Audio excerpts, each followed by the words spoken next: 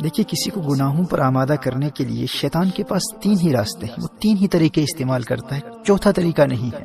یا تو شیطان براہ راست آپ پر حملہ کرے گا، یا نفس کے ذریعے آپ پر حملہ کرے گا، یا آپ کی بری صحبت کے ذریعے آپ پر حملہ کرے گا۔ دیکھیے آپ اپنے دوستوں کے ساتھ بازار میں جا رہے ہیں اور اچانک سڑک کے اس پار آپ کی نظر ایک عورت پر پڑتی ہے، آپ اللہ جل وعلا کے خوف سے اپنی نظریں جھکا لیتے ہیں۔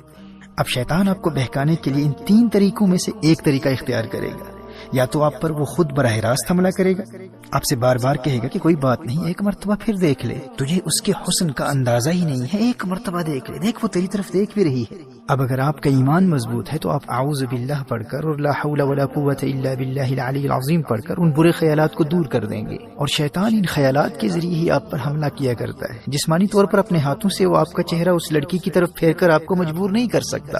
اور شیطان کا دوسرا طریقہ کیا ہے؟ شیطان آپ کے نفس کے ذریعے آپ کو بہکانے کی کوشش کرے گا، لیکن اگر آپ نے اپنے نفس کو پہلے سے ہی قابو میں رکھا ہوا ہے تو اب شیطان کے پاس ایک ہی راستہ بچتا ہے، اب وہ آپ کی بری صحبت کو استعمال کرے گا، آپ کے کسی روحانی طور پر کمزور دوست کو تلاش کرے گا، اسے کہے گا کہ وہ آپ کو اس گناہ کی طرف راغب کرے۔ اب اگر آپ گنہگاروں کی صحبت میں رہتے ہیں تو آپ کتنے بھی مضبوط ہوں، آپ نے شیطان کے حملے کے 2 راستوں کو بند کر دیا، لیکن یہ تیسرا راستہ کھلا ہے۔ آپ کے دوستوں کے ذریعے شیطان آپ تک بار بار پیغام پہنچاتا رہے گا، ارے ایک مرتبہ تو دیکھ لے، دیکھ وہ تیری طرف دیکھ رہی ہے، دیکھ اسی طرف آ رہی ہے۔ اور یہ کوئی بھی گناہ ہو سکتا ہے۔ ایسے دوست کہتے ہیں آج نماز قضا ہو گئی تو کیا فرق پڑتا ہے بھائی، دیکھ انتہائی لذیذ کھانا پکا ہے، روزہ توڑ دے، بعد میں کفارہ دے دینا، قضا کر لینا، کسی کو کیا پتا چلے گا کون دیکھ رہا ہے۔ اچھا آج سگریٹ پی لے، ڈرگز لے لے، کسی کو دھوکہ دے دے، جھوٹ بول لے، غیبت کر لے۔ والدین کی ہر بات ماننا ضروری نہیں ہوتا، اب تو بڑا ہو گیا ہے، بچہ نہیں ہے۔ مجھے بھی اپنے والدین سے بہت محبت ہے لیکن میں ان کی ہر بات تھوڑی نہ مانتا ہوں۔ اچھا آج چلتے ہیں، آج مووی دیکھ لیتے ہیں۔ اچھا تو مجھے مل نہیں سکتا تو کوئی بات نہیں، میں تجھے لنک بھیج دیتا ہوں لیکن مووی دیکھنا ضرور۔ تو بری صحبت کے ذریعے آپ گناہوں میں مبتلا ہو جائیں گے۔ شیطان آپ کے ارد گرد برے دوستوں کو تلاش کرتا رہتا ہے، اور اگر آپ کا کوئی برا دوست ہی نہیں ہے تو شیطان ہار جائے گا، آپ جیت جائیں گے۔ محترم احبہ، آپ کے لیے خوشخبری یہ ہے کہ رمضان المبارک میں اگر حالت ایمان میں آپ صرف اس ایک دشمن سے بچتے رہے نا، بری صحبت سے خود کو بچا لیا، تو اللہ جل وعلا آپ کو گناہوں سے پاک بھی کر دے گا اور جنت بھی عطا کر دے گا۔ نبی کریم صلی اللہ علیہ وآلہ وسلم نے ارشاد فرمایا، رمضان میں شیطان کو قید کر دیا جاتا ہے، صفدت الشیاطین۔ آپ کا پہلا بڑا دشمن بند ہے، شیطان خود بے بس ہے، وہ کچھ بھی نہیں کر سکتا، اور دوسرا دشمن آپ کا نفس ہے، نفس۔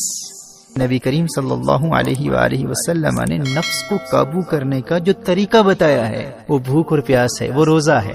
دیکھیے ماہ رمضان میں اگر آپ سحری اور افطار کے وقت زیادہ کھانا نہیں کھاتے، بہت زیادہ پیٹ بھر کر کھانا نہیں کھاتے، تو آپ کا نفس بالکل کنٹرول میں رہے گا، دونوں دشمن قید ہیں۔ اب اگر آپ مغفرت چاہتے ہیں، جنت میں جانا چاہتے ہیں، تو ماہ رمضان میں صرف اس ایک دشمن سے اپنے آپ کو بچا لیں۔ گناہوں کی طرف راغب کرنے والے، گناہوں کی دعوت دینے والے ہر دوست سے رابطہ مکمل طور پر منقطع کر دیں۔ برے دوستوں کو بتلا دیں، کیا دیکھتے نہیں کتنے ہنستے کھیلتے نوجوان ماہ رمضان سے قبل ہی موت کا شکار ہو چکے ہیں۔ جانے آئندہ رمضان تک یہ زندگی وفا کرے نہ کرے، میں زندہ بھی ہوں یا نہ ہوں، میں تمہارے لیے سب کچھ کر سکتا ہوں لیکن اپنی آخرت کا سودا نہیں کر سکتا۔ رمضان المبارک میں مجھ سے ملنے کے بارے میں سوچنا بھی نہ۔ محترم احبہ، اگر مغفرت چاہتے ہیں تو کم از کم رمضان المبارک میں ایسے تمام دوستوں سے مکمل دوری اختیار کر لیجیے۔ اگر اپنا نمبر چینج کرنا پڑے تو کر دیں، سم کارڈ پھینکنا پڑے تو پھینک دیں، اور الیاذ باللہ اگر کسی غیر محرم لڑکی کا نمبر آپ کے فون میں ہے تو فوراً بلاک کر دیں۔ سوشل میڈیا پر، ٹویٹر پر، انسٹاگرام پر، فیس بک پر انفرینڈ کر دیں۔ شیطان کے براہ راست حملوں کا سلسلہ بند ہے، اور بھوک اور پیاس کے ذریعے، روزے کے ذریعے نفس بھی قابو میں، بس ایک ہی راستہ کھلا ہے، وہ بری صحبت کا ہے۔ میں دعوے سے کہہ سکتا ہوں میرے دوست، اگر تو نے صرف اس ایک دشمن کا راستہ بند کر دیا تو رمضان المبارک تجھے جنتی بنا دے گا۔ شیطان کے پاس فقط 3 ہتھیار ہیں، 2 بند ہیں، ایک کو تو نے بند کرنا ہے۔ اور یاد رکھنا، دور حاضر میں بری صحبت صرف انسان ہی نہیں ہے، T V, internet, smart phones اور سوشل میڈیا کا غلط استعمال، یہ تمام بیڈ کمپنی ہے۔ اور اگر مجبوری میں اسکول کے کام کے لیے، ہوم ورک کے لیے، کالج اور یونیورسٹی کے اسائنمنٹس کے لیے، یا بزنس کے کسی کام کے لیے انٹرنیٹ کا استعمال کرنا ضروری ہے، تو اپنے پی سی کو، اپنے کمپیوٹر کو یا لیپ ٹاپ کو اپنے لیونگ روم میں استعمال کرنے کے لیے خود کو پابند کر لے کہ اگر تو فون پر بھی انٹرنیٹ کا استعمال کرے گا تو اس کمرے میں کرے گا جہاں تیرے والدین موجود ہیں، تیرے بھائی بہن موجود ہیں، تاکہ ان کی موجودگی تجھے انٹرنیٹ پر مختلف قسم کی برائی پر مشتمل شرمناک مٹیریل یا بری سائٹس پر جانے سے بچائے رکھے۔ اور اگر جہنم کی آگ سے بچنے اور جنت کے حصول کے لیے تو یہ ایک کام بھی نہیں کر سکتا، خود کو بری صحبت سے نہیں بچا سکتا، اور اس خوش فہمی میں ہے کہ مفت ہی میں جنت مل جائے گی، تو اللہ کی رحمت کا مذاق اڑا کر اپنا ایمان برباد کرنے والے اللہ کا کلام سن لے۔ تو کیا سمجھتا ہے کہ اللہ آخرت میں انصاف نہیں کرے گا؟ تو نے جنت کو اتنا سستا سمجھ رکھا ہے؟ اللہ قرآن میں ارشاد فرماتا ہے، ام حسب الذین اجترحوا السیئات ان نجعلهم كالذین آمنوا وعملوا الصالحات سواء محیاهم ومماتهم ساء ما يحکمون۔